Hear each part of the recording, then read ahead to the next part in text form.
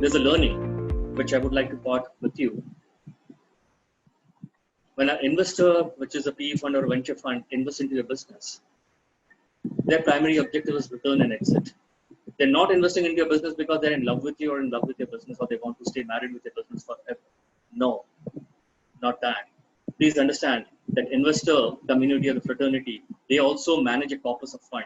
And that corpus is also their investors. So the wealthy or the HNIs who put into that corpus of a venture fund, they assume the highest risk. So they would also want a high return. So the PE fund is actually the asset manager, the fund manager. They are under tremendous pressure to generate that kind of a return on that corpus for their investor base. So therefore, when they're deploying that money, they have to be extremely careful, and therefore the scrutiny is so high, and therefore the rejection rate is sometimes also very high because they want to ensure that the business they're putting their money in are going to give them the return that they're expecting, and they will also get an exit, whether it's through when the business goes for the next series of fundraising, or whether the business generates enough cash to buy back their shares and give them an exit, whichever way, that they're going to get an exit.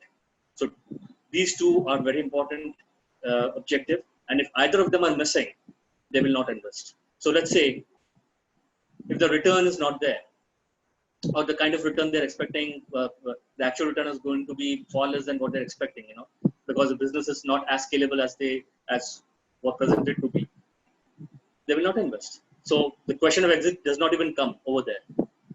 So they will only invest if they get the return. Now, let's say they're convinced on the return story. Yes, we see it's very, very scalable business model, and it's going to generate a return of so much, and it's actually meeting and perhaps exceeding our return expectation. So on the return side, they're convinced. Now, what if they don't get an exit? That means their investment is stuck there forever. They will not be able to liquidate the investment. They will not be able to pay back their investors, which is the purpose of that fund. So they're under that liability, under the pressure. So if the return is there, but they're not seeing the exit, even then they will not invest into it. So both the parameters are extremely important, that the business has to, or the business story in the fundraising pitch has to convey that the return is superb, the kind of return they're looking into it, and they're going to get an exit.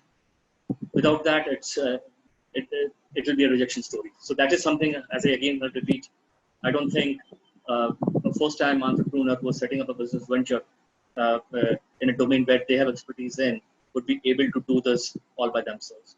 So please remember the golden rule, the 3 golden rules I have said.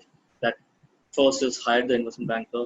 You don't do it yourself. Second is that in align your investment banking practice, align the investment banking practice with what your fund needs to do, or what you want to do with the fund. Discuss your opportunity with them, what you want to do, and try to identify what your problem statement is and why you need the fund. Third is that work as one team, respect your banker or investment banker as a doctor, and at least give them the respect it requires to be. Respect their time, give them the respected commands, and work as one team with a complete alacrity in response. These are the 3 golden rules you should remember.